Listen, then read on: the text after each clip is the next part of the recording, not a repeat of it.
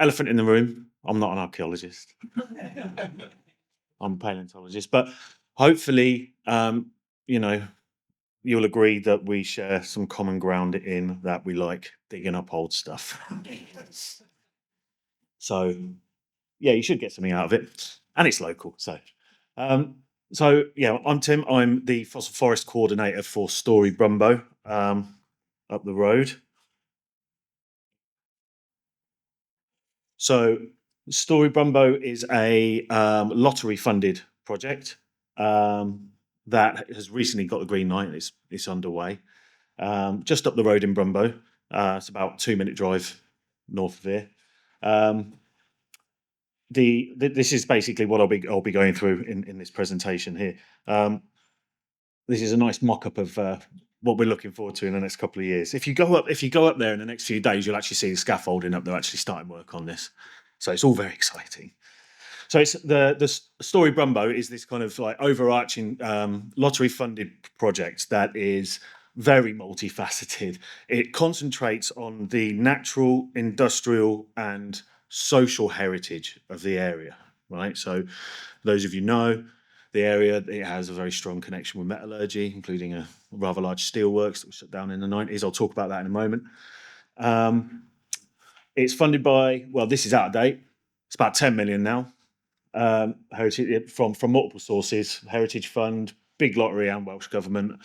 Bit of NRW money mixed in there as well. Everyone's got a finger in the pie. The Fossil Forest Project is part of Story Brumbo, and the goal of that part of the project is to excavate an in situ carboniferous forest. It's not an easy job. It's solid rock, I reckon over 100 tons. We're going to be producing hundreds of thousands of specimens. I'm the only professional who's employed to do it, and the rest of the project will be basically manned by students and volunteers. So it's quite an endeavour. For those of you that don't know, Brumbo's just up the road. You can see here it is in context of the Denbighshire coalfield. We're right on the southwesterly edge of that coalfield there, just outside of Wrexham, just below Ruthin there. And just bear these stats in mind. As you can see, it's obviously very typical of kind of Welsh mining villages in the area. There's some new development going on there. And as I mentioned, it has a very, very strong connection to metallurgy. The industrial heritage of the site is absolutely vast. We do talks and what have you about the industrial heritage that we advertise on our Facebook and social media. So if this is your jam, keep an eye out because we do talk about it. But all you need to know here really is that by the end of the 1700s, the ironworks that you can see in this picture was under construction and producing high quality iron for the next 100 years until the first steel was tapped in the late 1800s, which obviously led to the evolution of really high grade steel being produced on site, with a massive steelworks expansion in the 50s. Unfortunately, the site was closed down in the 90s and over 1,000 jobs were lost. This decimated the local communities. Most of the regional villages were reliant on the employment there, and it led to what it can only be described as generational trauma. Really, people are still feeling the impact of the closure of that steelworks today, and that's part of what we do at Story Brumbo is to kind of celebrate this industrial heritage, but also bring to life a lot of the kind of new and exciting things that are happening in the area that people can feel a sense of pride in. In the 90s and towards the end of the 90s, land remediation began. So a company came in that specialises in reclamation works, which is a fancy, nice word for strip mining. And they basically dug 200-300 metres underneath the old steel mill, extracted all the coal. When they got towards the end of that project, they started to notice an increase in size and frequency of the fossils that were coming out. And that's when they got some experts involved. So here you can see a nice picture of the ironworks in full operation in the 1860s. You can see over there on your left-hand side the square top of old number 1 blast furnace. That's still there today. It's quite iconic. If you go up there, you'll still be able to see it. And here's some contextual images. This is the late 90s. Here is the quarter of a mile long steelworks that was in operation at the time. The yellow square at the top there is the old Georgian ironworks site, and the red circle is where the fossil forest would be discovered. And you can see that here in the 2000 to late 2015. Again, you can see that the steelworks has gone, the land has been reclaimed and refilled. All of those paths over there, that's currently in our remit as being transformed into a country park as Lodge Valley Country Park. Here's a nice image of what was going on during those two periods. So basically, like I said, they literally dug down about 400 meters to take out all the coal seams. As you can see, the excavator working on one of the larger coal seams there, probably the main coal. You can also see some nice round holes knocking about there that's been suggested they might be medieval bell pits or something similar. I've always said that, I mean, for those of you that know, there's Brymbo Man was found at the top there. So I've always thought that as soon as people found out that coal was in the area, and there was this rock that you could light on fire and it stayed on fire, people would have been up here. So I'm not surprised that you find evidence of people extracting this material as far back as then. As that work went on, and they got towards the Georgian ironworks, they started to notice these large fossils coming out. When I say large fossils, I mean absolutely massive. You've got, for instance, this down here, which is a fossilized lycopod tree. This is a small one. So when they started finding this stuff, they luckily the foreman called a stop to the works, and they got some experts in. That foreman is still with us today as a trustee and doing some fantastic work. And and between 2005 and 2009, a series of excavations took place, and I rather lovingly call these smash and grab operations because they didn't realise that the site would be protected. So their MO was to get as much material out as possible before the reclamation works continued. The importance of the site very, very quickly became apparent, and in the background they started working towards protecting it, and they were very successful. And by 2009, it gained us the special site of scientific interest status. And during this period, they produced thousands of specimens, which we are technically still working through. Although I told my boss we've finished. We've catalogued about 1,500 specimens so far, and they're just from this period of excavation. So what is the Brymbo fossil forest? It is the remains of a Carboniferous forest that has been recently dated to about 314.4 million years old. So we're talking approximately 200 million years before dinosaurs. These things were already fossils by the time they were all knocking about. These are the first true global rainforests and are responsible for the majority of the coal seams that are exploited across the globe, really. It was a very weird place, full of some weird animals that you might not be that familiar with. And you have to remember that, I mean, this is so old. This is well before flowering plants. So you don't even have things like grass knocking about. This is a strange place full of giant club mosses, the largest plants, reaching about 90 foot high. These large lycopod trees, full of giant horsetails, very, very similar to the ones that you'll find down in the Frood today. And some of the earliest reptiles, some 2 meter long millipedes, giant dragonflies, all kinds of wacky stuff. For those of you that are interested in geology, here it is. We're very lucky in that what we have in the section that's exposed and remains in Brymbo is one entire cyclothem. So a cyclothem represents a cycle of different rocks that repeats over time, usually representing some kind of global environmental change. In this case, it's likely what we call Milankovitch cyclicity. So a wobble in the Earth's poles over time causes global changes in both climate and sea level that result in these repeating cycles of coal, silt, sand, mud, coal, silt, sand, right? That's why you have these coal seams at particular levels. And just for fun, here you can see where we were at the time. So the yellow dot at the top there is Wales now. The red dot right next to the equator, about where New Delhi is today, is where we were at the time. We were part of a larger landmass where you could have walked pretty much to Canada, rather in a in a week or so. It was a very strange place. But this forest ran pretty much across the equator, basically anywhere that's producing coal today. So South America through to North America, Canada, Europe, Russia, China, all the way down into Australia. This global rainforest. I mean, this global rainforest was so huge and so good at its job. It sucked in so much carbon dioxide it caused global cooling, which would eventually lead to the carboniferous rainforest collapse and destroy these forests. So they kind of did it to themselves.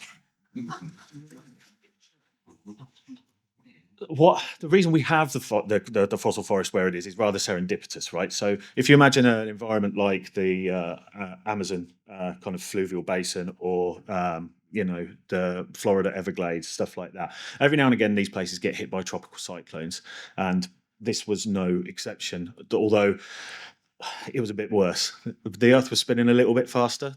The Earth spin slows down over time, so days were about 22 hours long. Associated Coriolis patterns were really, really strong. So you got some really nasty super typhoons coming through the area.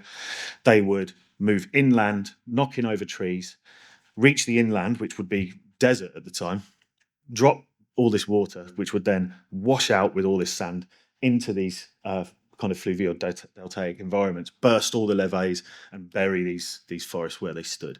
And that's basically why we have what we have, where we have it.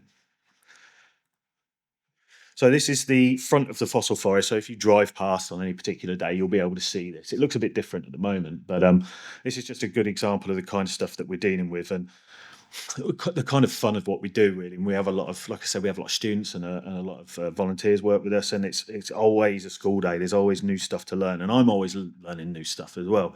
So I don't know if you can see from this picture, but there's two lenses of sandstone at the top there, and it's a bit weird because we always assume that these are river channels, but why there was two there, we couldn't figure out. And it turns out that these two river channels are actually bifurcated by a tree that was stood there.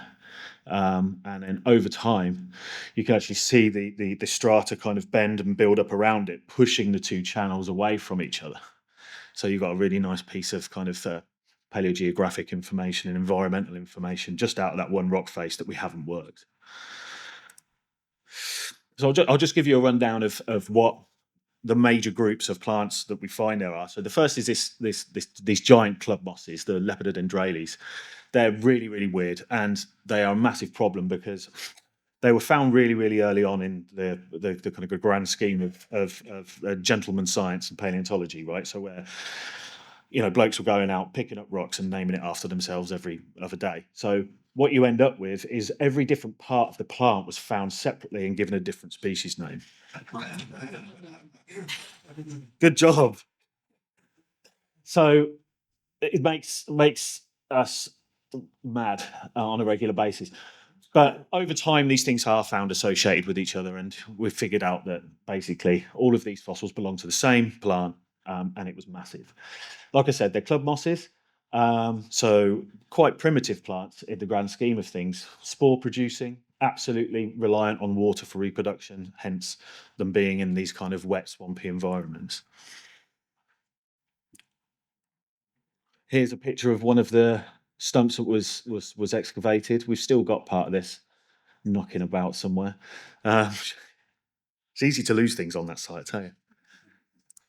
And this one's really nice. This was a really famous one. This ended up being completely excavated and reassembled, and it's on display in National Museum Wales.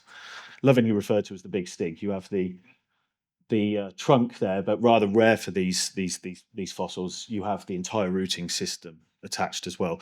If you imagine that the forest floor is usually represented by the coal seams, these things will root out the forest floor. Coal is very, very compactable, so over time the roots are usually destroyed. We're lucky in that we have specimens rooted in the sandbanks, which is non-compressible, and the root systems are preserved. So, yay.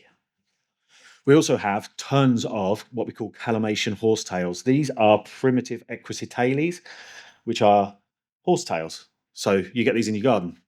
These are the sharks of the plant world. They found a morphology early on that was so good they haven't changed it. Right. So you can see the vertical striations on the nodes and the lateral uh, uh, separation between them as the internode. That was growing next to this fossil on site. But unlike the modern ones, these things made up kind of mid-canopy plants and were like 10 meters tall. Did exactly the same thing they do today. They love disturbed ground. As soon as you disturb that environment these things are in, reproduce asexually, blanket the area, reproduce as fast as possible before the big plants come in and outcompete them. They do the same thing today. So it's a wonderful example of that kind of like conserved habitat type. Another component that we have are these medulla sales, these extinct pteridosperms. This group I'm currently looking at because they're, again, a massive headache. Turns out anything can be a fern and not be a fern at the same time. One of the most primitive ways to get a leaf, right, is to have just like a pine needle type leaf and then another pine needle type leaf. And then the easiest way to make that bigger is to then connect them and you end up with something that looks like a fern leaf. However, we have lots of different groups of these fern-like plants on site and none of them are related to each other. So it's like I say, every day's a school day. This is another group of those ferns that aren't ferns. These belong to a group called the Lyginopteridales. They're climbing ferns. These guys are a constant source of anxiety because they have multiple morphologies of leaflet on one frond. So there's about 4 different types of leaf that come from one frond of this plant. So that's another fun thing that we have to deal with. But these are almost monotypic. That like they are the only representative of their group on site. They were obviously doing really, really well. And it's thought that these things were climbing up some of the larger trees and in a very ivy-like habitat. But you have to think that these things were climbing up like ivy, but the fronds that were coming off were like 4 foot by 4 foot, just kind of dangling down like that. It's really weird. And then one of the last fern-like things, surprise, is actually a fern. So this is one of the earliest true ferns belonging to the Urnopteridales. It's called Xyleria fosteri, named after Andrew Foster, who was the foreman who stopped the work on the site. It's only found in Brymbo, as far as we know. So it's what we call an endemic species. It's a beautiful little thing, very, very delicate little fronds that come off it. It's gorgeous. So out of the 2,000 odd fossils that we've catalogued so far, we've only found 14 animal fossils, which is about 0.7% of all the material covered. We don't really know why that is. There's a possibility that it's true. That is a true representation of the biodiversity. It could be collector bias. Most of the experts that excavated the site were paleobotanists. They loved plants, so weren't looking for fossil animals. Or it could be something we call taphonomic bias, which is where the preservation environment, including the chemical environment and energy involved, was favouring plant remains being preserved, but actively destroying animal remains. Further study should clear that up for us. One of the coolest fossils we found was the bottom half of this little horseshoe crab called Euproops. What's cool about this group is this genus Euproops of horseshoe crab is thought to be exclusively freshwater. So you have these tiny little horseshoe crabs knocking about in all the rivulets of this kind of inland swamp, as crustaceans were still trying to get to where they are today. So these guys were having a whale of a time in the meantime. One of the crustaceans we do get is this little critter that I love. I'm a crustacean guy, so I love it. It's called Pygocephalus. Basically, it's like butt head. It's like tail head because they originally had trouble figuring out which way around it went. But it's a beautiful little thing. It essentially looks like a little shrimp, little crayfish. No, it's more closely related to a woodlouse. And we know this because the females have brooding pouches underneath, which only woodlice do, which is quite cool. So I'm currently working on this. This might be a new species from the site. And with that, what I'm going to do is move on to what we're doing at the moment. So the current state of the project is, if you go up there now, this is under construction. You can see this being built right now. we're covering a small portion of the site to excavate it undercover in situ, right? And the whole point is that it will be protected, it will be publicly accessible the entire time.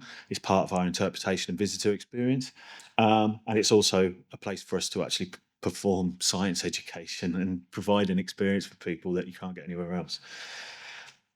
But in order to do that, we had to dig some foundation pits, and rather let the contractors do that and potentially mess up any nice fossil finds, we thought it'd be a good opportunity to do some proof of concept. So this summer we went ahead and did that. We dug some pits where the concrete pads would go.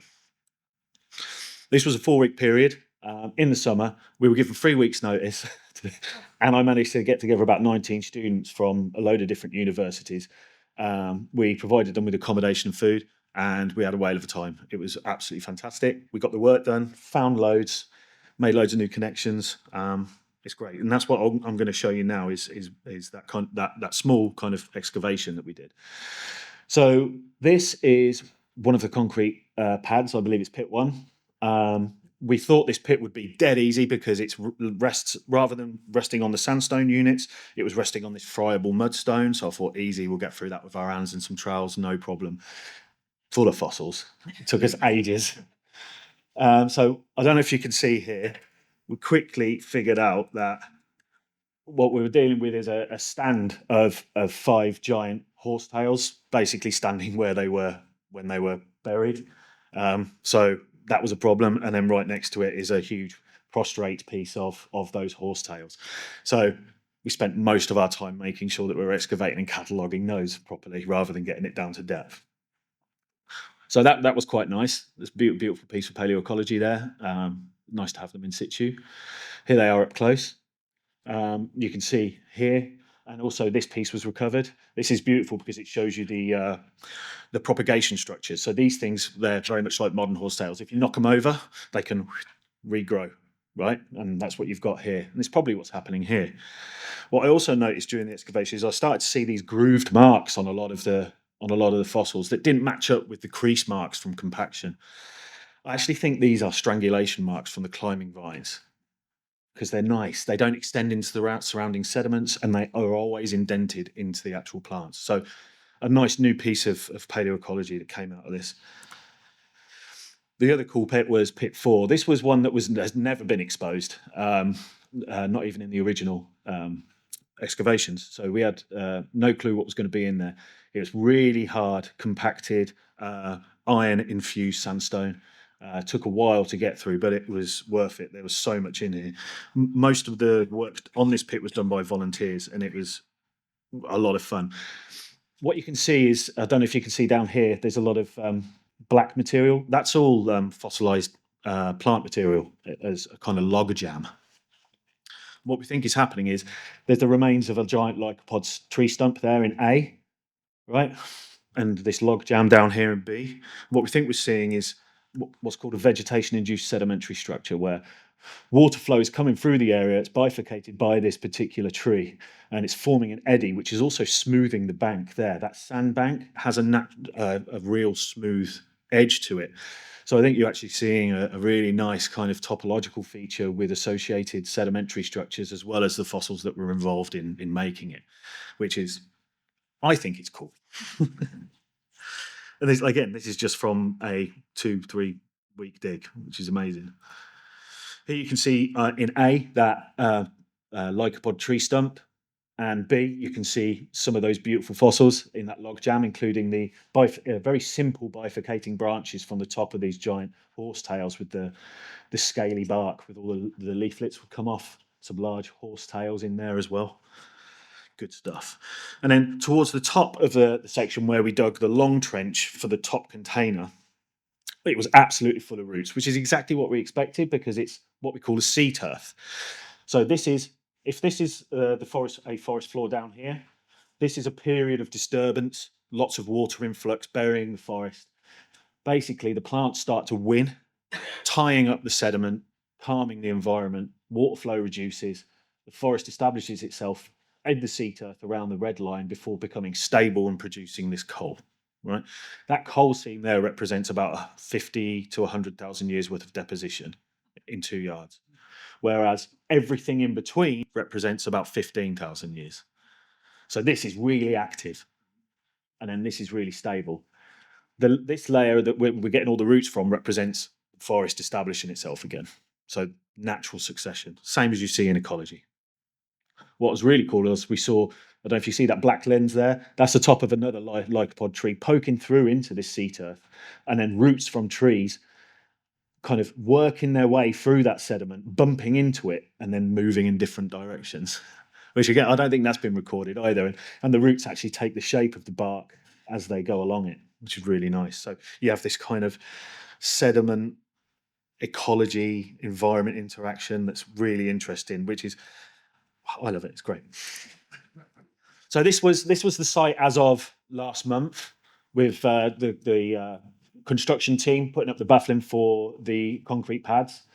That large one at the top is where those root systems were. And then as of last week, we were getting some of the containers ready for the building and starting to put some on site on top of the concrete pads. So we're well on our way to completing the structure. There's a few things that we've changed. This is not what it will look like exactly. But the idea here is that our workspace will be at the bottom. We can excavate inside the building with visitor access and interpretation at the top. That whole side will be cut out. There'll be a veranda in there. People will be able to come in and chat to us while we're working. All kinds of stuff. There's another little mock-up of what we're hoping that top container is going to look like, and there as well. So this building should be finished in April and open to the public. So, put it in your diary. Come and bother us. The whole point is this will be a continuous excavation for 12 months of the year, that we won't be restricted by seasonality, having our pits filled with rain like some of you have experienced. Anyone who's interested can get involved. And if you've got the time and the interest, you can get in touch with us and get trained up and become part of the team. And that's what makes it the first kind of the first project of its kind, definitely in the country, maybe in Europe. And we've already booked in 3 months, I think, for next year for student experiences to come and work with us. With the overarching, rather lofty goals of becoming a centre for palaeontological research in the area and increase the accessibility and reach of both the science and what we do on site. And I'm hoping to link up with other fossil forests to provide a kind of more holistic experience as well. And that's me. So I'll be happy to take any questions.